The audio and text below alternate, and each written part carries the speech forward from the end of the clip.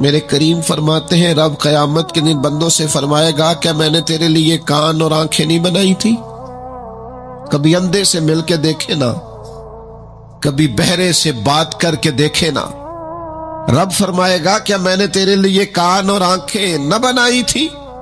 اللہ فرمائے گا کیا میں نے تیرے لیے جانوروں کو، کھیتوں کو مسخر نہیں کیا تھا؟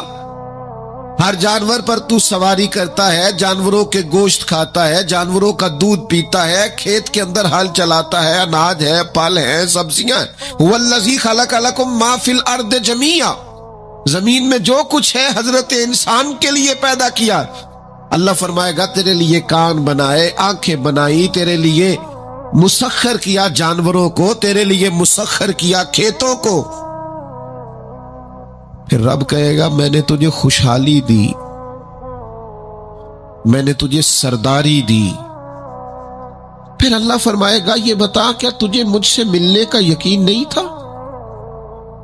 کیا تجھے یہ خبر نہیں تھی کہ تیری رب سے بھی ملاقات ہوگی؟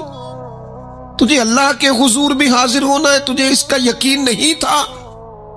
اور حدیث پاک کا جو آخری جملہ ہے وہ ہر دل پر دستک دیتا ہے۔ حضور فرماتے رب فرمائے گا میں بھی آج تجھے اسی طرح ہی فراموش کر دوں گا جس طرح تو نے مجھے بھلا دیا تھا۔ جا، تو نے اگر مجھے بھلا دیا تھا آج میں نے بھی تجھے فراموش کیا۔ دعا کرو ہمارے ساتھ یہ سلوک نہ ہو۔ ہم تو مالک کے کرم کی امید پر ہی قبر میں جائیں گے، اس کی رحمت کی امید پر ہی میدان محشر میں کھڑے ہوں گے۔ باقی پتہ سارا ہے سردار نو کیتیاں دا، ایدہ پردہ پایا ہی تیرا پلا ہو سی۔ خبر تو ساری ہے، پتہ تو سارا ہے، علم تو سارا ہے۔ سب سے زیادہ ہم جانتے ہیں کہاں کہاں نافرمانی ہوئی۔ یاد رکھنا اس کے حضور کھڑے ہونا ہے، اللہ کے حضور جواب دینا ہے۔ اگر ظلم کیا ہے ملازم پر تو جواب پھر بھی دینا ہے، ظلم کیا ہے گاہک پر تو جواب پھر بھی دینا ہے، اگر ظلم کیا ہے پڑوسی پر تو جواب پھر بھی دینا ہے۔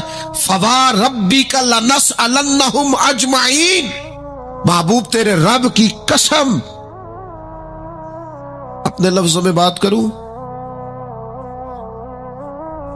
اللہ کہتا ہے محبوب میں نو تیرے رب دی قسم میں انہوں پوچھ لینا ہے، پوچھ لینا میں نے ان سے سوال کرنا، اما کانوا یعملون، جو یہ عمل کرتے تھے پوچھوں گا، سوال کروں گا۔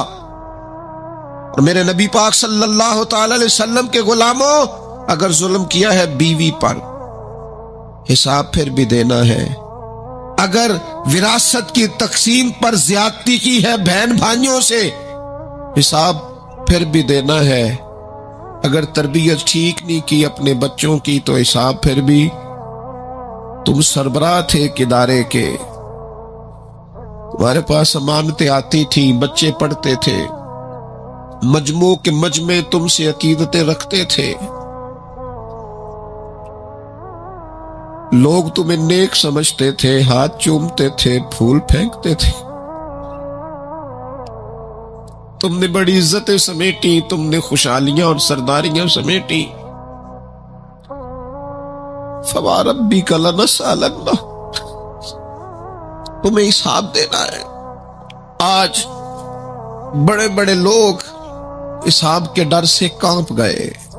بغداد کے شیخ عبد القادر جیلانی حرم مکہ میں سر سجدے میں رکھ کے کہنے لگے مہربانی کرنا مجھ سے حساب نہ لینا۔ خواجہ حسن بصری کہتے ہیں میں حرم میں تھا، اپنے حجرے میں تھا، کسی کے چیخنے کی آواز آئی یا اللہ معاف کر دے، یا اللہ معاف کر دے، حساب والے دن میرے اوپر نرمی کرنا۔ فرماتے میں نے کہا کوئی گناہگار آہوزاری کر رہا ہے، میں جا کے تسلی دیتا ہوں۔ اور جب میں نے جا کے چہرہ دیکھا فرماتے کلیجہ پھٹ گیا، وجود کانپ گیا، اور میں اس دعا کرنے والے کے قدموں سے لگ گیا۔ لوگوں تمہیں پتہ ہے وہ کون تھا جو دہائی دے رہا تھا کہ مالک حساب نہ لینا؟ وہ حسین کا کربلا میں تنہا بچ جانے والے صاحبزادہ امام زین العابدین تھے، وہ شیر خدا کا پوتا، فاطمہ کا جگر پارا، تعلیم امت کے لیے حرم مکہ میں اللہ کے حضور آہوزاریاں کرتا ہے. مالک وَلِمَنْ خَافَ مَقَامَ رَبِّهِ جَنَّتَانِ. اللہ کہتا ہے جو میرے سامنے کھڑے ہونے سے ڈرے گا میں 2 جنتیں دوں گا. امام زین العابدین حرم مکہ میں کہتے ہیں مالک حساب نہ لینا، مہربانی کرنا، پردے رکھنا. زین العابدین آپ کا تو پلو پکڑ کے ساری امت جنت میں جائے گی، آپ کے تو قدموں سے لگ لگ کے ہمارے باپ ہمارے دادا جنت میں جائیں گے. آپ کی دادی سیدہ پاک کے آنچل میں چھپ کے تو ہماری بیٹیاں پناہ مانگیں گی، ہماری مائیں ان کے قدموں سے لگیں گی، تو جنت کے راستے کھلیں گے. امت کو تعلیم دیتے ہیں ڈرو نہ، اپنی زندگی سنوارو نہ، اپنے شب و روز پر توجہ کرو، بدل نہ جائے یار. اب کچھ اپنی آخرت کا تصور نہ بنائے، کچھ اپنے رب سے معافی نہ مانگے. قیامت میں حساب دینا. وہ کہتا ہے تمہیں سامنے، اور نبی پاک علیہ الصلوۃ والسلام کی احادیث، آثار اور ساری چیزیں سامنے رکھ کے علماء نے ایک نتیجہ نکالا ہے. فرمایا قیامت کے دن سب سے پہلا حساب علماء کا ہوگا، جنہوں نے عزتیں زیادہ سمیٹی ہیں نا. یہاں ایک دفعہ ایک MP صاحب آئے ٹائم لینے کے لیے، میں نے معذرت کر لی، میں نے کہا میرے پاس وقت نہیں ہے. تو مجھے کہنے لگے لوگ تو ہمارے پیچھے بھی بڑے ہیں. میں نے کہا آپ کو لوگ ووٹ دیتے ہیں، ہم پر لوگ جان دیتے ہیں.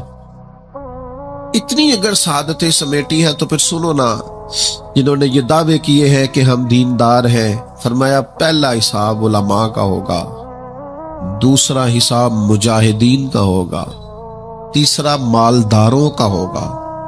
اور فرمایا یہاں تک کہ اللہ تو صبح قیامت انبیاء کرام علیہ السلام سے بھی تبلیغ کے بارے میں سوال کرے گا. ہر ایک سے سوال ہونا ہے. ہم اپنی اپنی تیاری کریں قیامت کے روز کے لیے، آخرت کے دن کے لیے. یا ایھا الذین آمنوا اتقوا اللہ ولتنظر نفس ما قدمت لغد. اے ایمان والو اللہ سے ڈرو اور ہر نفس یہ سوچے کہ میں نے آخرت کے لیے آگے کیا بھیجا ہے. آؤ آج اپنے اپنے اعمال کا جائزہ لیں. ہمارے لیے آج شام کھانے میں کیا ہے یہ سب کو پتا ہے. اس ماہ میرے گھر میں کیا آمدن ہے، کیا خرچ ہے، یہ سب کو پتا ہے. لیکن رب کہتا ہے وَلْتَنْظُرْ نَفْسٌ مَا قَدَّمَتْ لِغَدٍ. یہ بھی دیکھ تو نے اپنی قبر کے لیے آگے کیا بھیجا ہے، آخرت کے لیے آگے کیا بھیجا ہے. یہ دیکھ قیامت والے دن کے لیے تیرے پاس سرمایہ کیا ہے. وہاں جب اللہ کے حضور حاضر ہونا ہے تیرے پاس پیش کرنے کو کیا ہے. جناب صدیق کے پاس پیش کرنے کو وفا ہے، امت کی خدمت گزاری ہے جناب عمر کے پاس، جناب عثمان غنی کے پاس سخاوت ہے. مولا علی نے ہر میدان میں تلوار چلا کے اسلام کا جھنڈا بلند کیا ہے. حسین ابن علی نے سر دے کر اللہ کے حضور نظر پیش کی ہے. میں بھی سوچوں نا یار، آپ بھی سوچے نا، نعمتوں کی بہتات کتنی.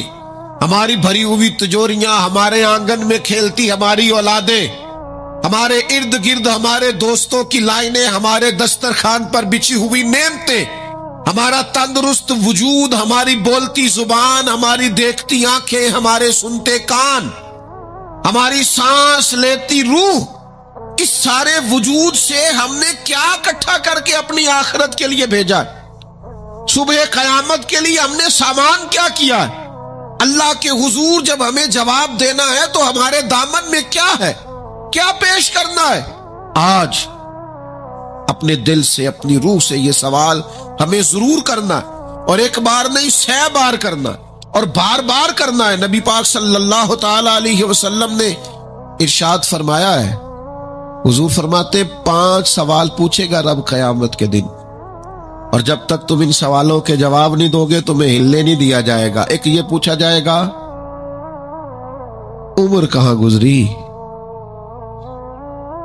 سارا وقت ضائع ہو گیا موبائل پہ، سارا ٹائم ضائع ہو گیا خوش گپیوں میں، شغل میلہ، آنا جانا، عمر ساری قیمتی وقت ضائع کر دیا، اور پھر ایک سوال، اسی سوال سے متعلقہ دوسرا ہوگا جوانی کہاں گزاری؟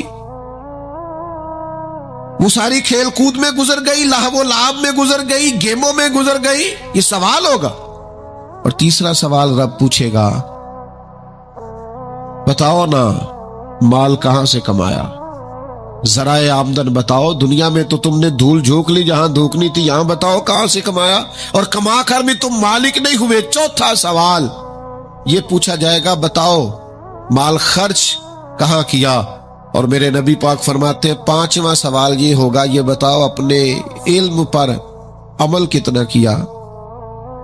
لیکچر دینا آسان ہے، تقریر کرنا آسان ہے، واعظ کرنا آسان ہے، سمجھانا آسان ہے، فیس بک پر اچھی نصیحت لکھ دینا آسان ہے، روز صبح واٹس ایپ پہ سب کو بہترین نصیحتیں بھیجنا آسان ہے، لیکن قیامت کے سوالوں میں سے ایک معتبر سوال ہے، بخاری میں موجود ہے، 5 سوالوں میں سے آخری سوال یہ ہے کہ جو تم جانتے تھے، جس کا تمہیں علم تھا، جو تم نے سیکھا تھا، جو تم نے پڑھا تھا، اس پر تمہارا عمل کتنا تھا؟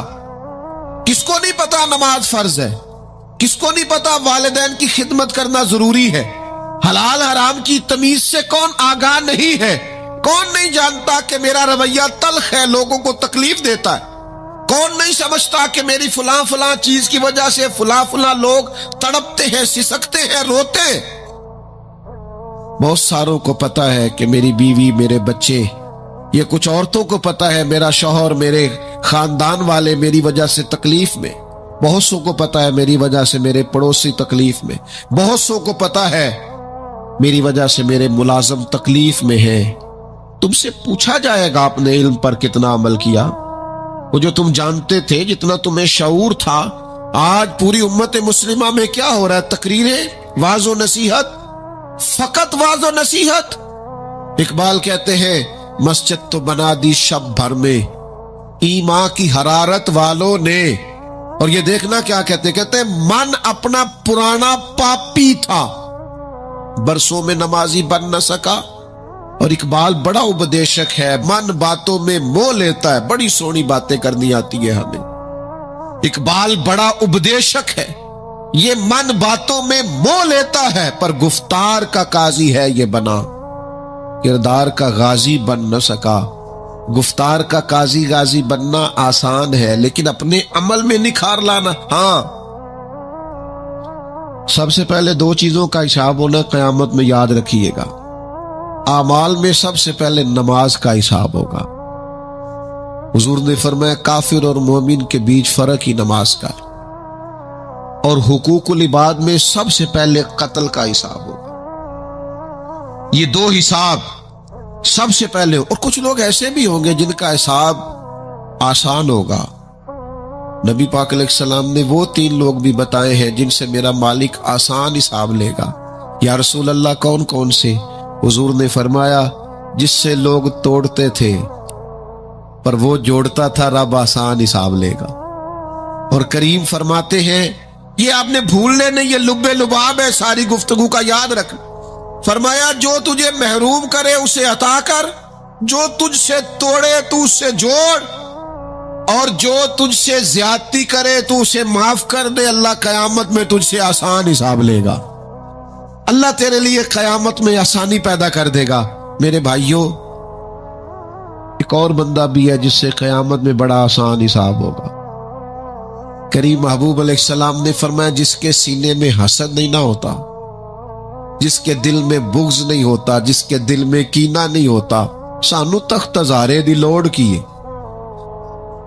وہ اسی کسے دے کچھ بھی نہیں لگ دے، نہ کوئی ساڈا دردی۔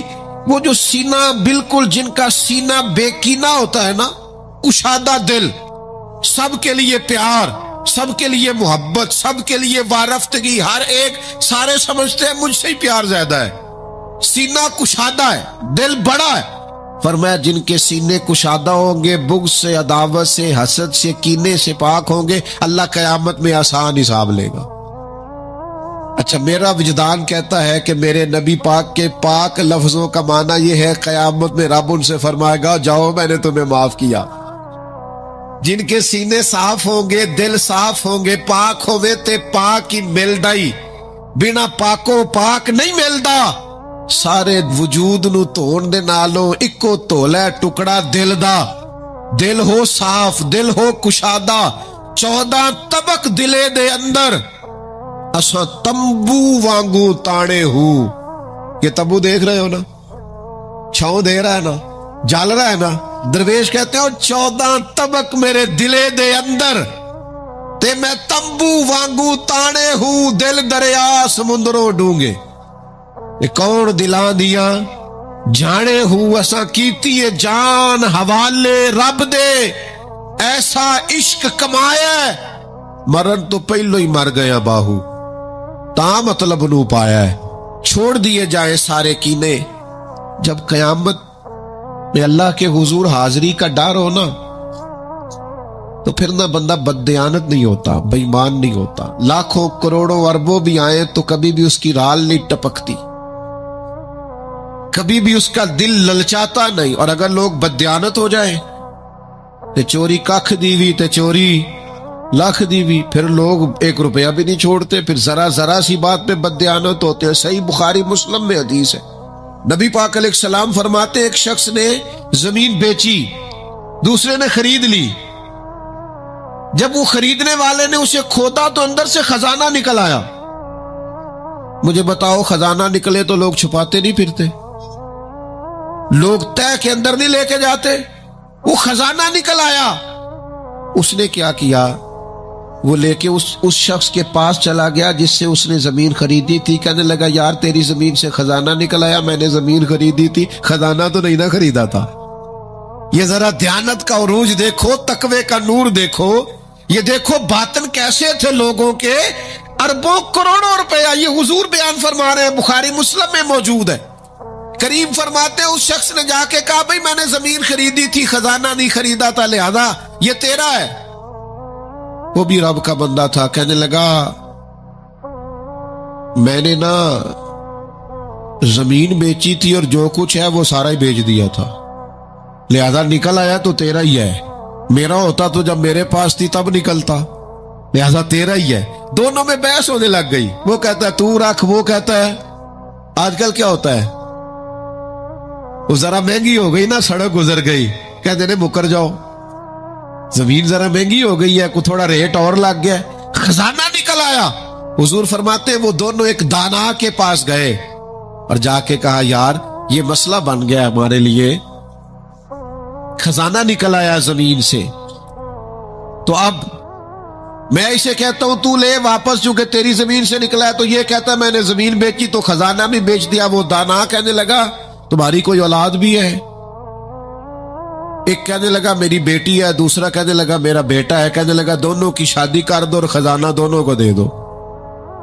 और मेरे भाई, जब हजरत शेख अबुल हसन एक दरवेश थे मिस्र में, हर रोज दुआ मांगते थे, या अल्लाह ताजर की उन 2 बीवियों पे रहम फरमा, या अल्लाह उस ताजर की 2 बीवियों पे रहम फरमा।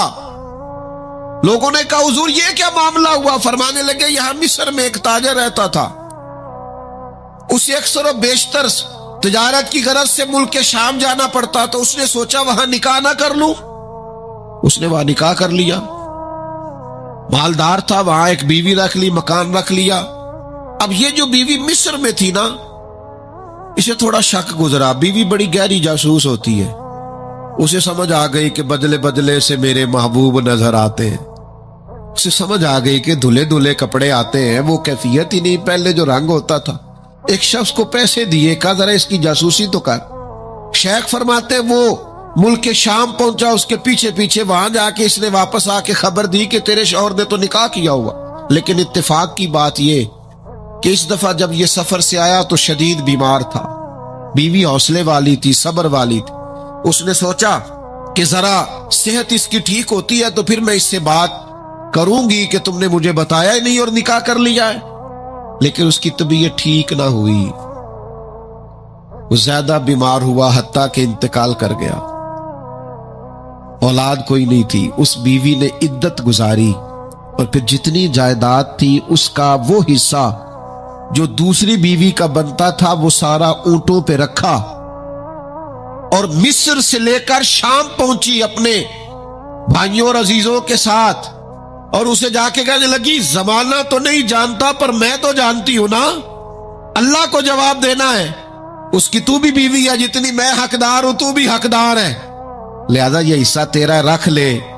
وہ کہنے لگی میری بہن اللہ تجھے جزا دے، جس رب کو تو نے قیامت میں حساب دینا میں نے بھی اسے ہی دینا ہے۔ میرا شوہر یقیناً میرا شوہر تھا، میرا اس سے نکاح ہوا تھا، پر اس دفعہ جب وہ آیا تو شدید بیمار تھا، کہنے لگا شاید میں بچ نہ سکوں۔ وہ ایک مکان مجھے دے گیا، کچھ مجھے میرا حصہ دے گیا اور مجھے طلاق دے گیا۔ کہنے لگا کہ تو جہاں چاہے نکاح کر لینا، میری صحت مجھے لگتا ہے کہ اب وقت جانے کا آ گیا۔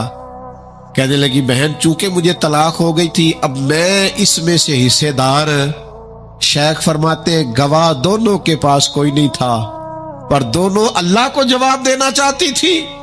اس تقوی کا مظاہرہ کیا، فرماتے میرا دل کرتا ہے جب بھی نماز پڑھتا ہوں تاجر کی دونوں بیویوں کے لیے دعا کرتا ہوں، فوا ربک لنسألنہم اجمعین، محبوب تیرے رب کی قسم قیامت میں میں ان سے حساب لوں گا۔ یہ جو آخرت کا تصور ہے نا، حضرت ابو ذر غفاری رضی اللہ تعالیٰ عنہ نے اپنے غلام سے کہا جو بہترین اونٹ ہے وہ اللہ کے رستے میں خرچ کر دو، خیرات کر دو، بہترین۔ شام کو سیدنا ابو ذر غفاری رضی اللہ تعالیٰ عنہ تشریف لائے تو وہ جس اونٹ کے بارے میں آپ اشارہ کر کے گئے تھے خرچ کر دینا، اللہ کے رستے میں دے دینا، وہ بندھا ہوا ہے، اور اس سے جو دوسرے نمبر کا کم، اس سے جو کم قیمت کا تھا، باقی سب میں بہتر لیکن اس سے کم قیمت کا، وہ اونٹ آپ کے غلام نے اللہ کے رستے میں خرچ کر دیا، خیرات کر دیا۔ تو آپ فرمانے لگے یار میں نے تمہیں کہا تھا یہ اونٹ دینا۔ وہ کہنے لگا حضور یہ تو آپ کی سواری کا اونٹ ہے نا، تو میں نے چاہا تھا جو آپ کی سواری کا اونٹ ہے وہ رکھ لیا جائے۔ تو سیدنا ابو ذر غفاری رضی اللہ تعالیٰ عنہ فرمانے لگے میں سواری کے لیے تو تجھے کہہ رہا تھا خرچ کر دے، پر دنیا کی سواری کے لیے نہیں، آخرت کی سواری کے لیے۔ وہ جو قیامت میں اللہ کے حضور پیش ہونا ہے تو میں نے کچھ بھیجا ہوا تو ہو، وہاں میرے پاس کوئی خزانہ تو ہو، آخرت کی جمع پونجی تو ہو، کوئی ہو نا میرے پاس جو میں نے آخرت کے لیے۔ ناراض نہ ہونا، بہت سارے معاملات میں ہم اولاد سے نہیں مشورہ کرتے، نہیں گھر والوں سے پوچھتے، اللہ کے راستے میں خرچ کرتے ہوئے کیوں کہتے ہو مشورہ کر کے بتاؤں گا، بات کر کے بتاؤں گا۔ جب اپنے دنیاوی بہت سارے معاملات میں آزاد ہوتے ہو تو اپنی آخرت کا ذخیرہ جمع کرنے کے لیے کیوں ہم آزادی کے ساتھ فیصلہ کیوں نہیں کرتے؟ نبی رحمت نور مجسم شفیع معظم صلی اللہ تعالی علیہ وآلہ وسلم گھر میں تشریف لائے، حضور نے پوچھا کیا ہے کھانے کے لیے؟ عرض کی حضور ایک بکری ذبح کی تھی، ساری بانٹ دی ہے، ایک دستی بچی ہے، ایک ٹانگ کی دستی کا کچھ حصہ بچا ہے۔ حضور نے فرمایا نہیں، جو تم نے بانٹ دیا ہے وہ سارا ہی بچ گیا ہے۔ کیوں؟ وہ آخرت کے لیے جمع ہو گیا، وہ سارا بچ گیا۔ یہ جو تم نے کہا ہے نا یہ بچی ہے، یہ نہیں بچی، بچا تو وہ سارا ہے جو راہ خدا میں بانٹ دیا گیا۔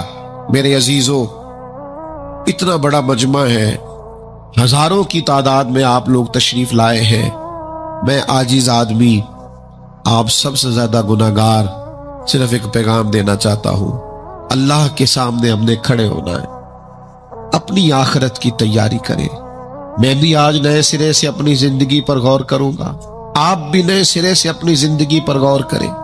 میں بھی آج اللہ کے حضور صدق کے دل سے معافی مانگوں، ہم سب اللہ کے حضور حاضر ہیں، جمعہ پڑھنے آئے ہیں، معافی مانگے، سارے اپنے رب کی بارگاہ میں عرض گزار ہو کہ ہمارا مالک ہمارے اوپر فضل کرے اور ہمیں ایسی توفیق دے کہ ہم اپنی آخرت کے لیے کوئی ذخیرہ کر سکیں۔ آخرت کی فکر بڑی اہم چیز ہے۔ آخرت کی وہ کچھ لوگ کہتے ہیں نا فکر نہ کرو، فکر نہ کرو، فکر نہ کرو، سارے دوست یہی کہتے ہیں، آپ میرے قریبی ہیں، میں آپ سے کہتا ہوں فکر کرو، فکر کرو، فکر کرو، اور اپنی آخرت کی فکر کرو۔ 2-2.5 سال ظاہری طور پر عمر کم تھی حضرت صدیق اکبر کی نبی پاک سے، لیکن ایک دن حضرت صدیق اکبر نے عرض کی یا رسول اللہ صلی اللہ تعالی علیہ وسلم، میں دیکھ رہا ہوں آپ پر تو بڑھاپا آ گیا ہے، بال مبارک سفید ہو رہے ہیں۔ تو حضور فرمانے لگے سورہ ہود سورہ واقعہ، سورہ مرسلات،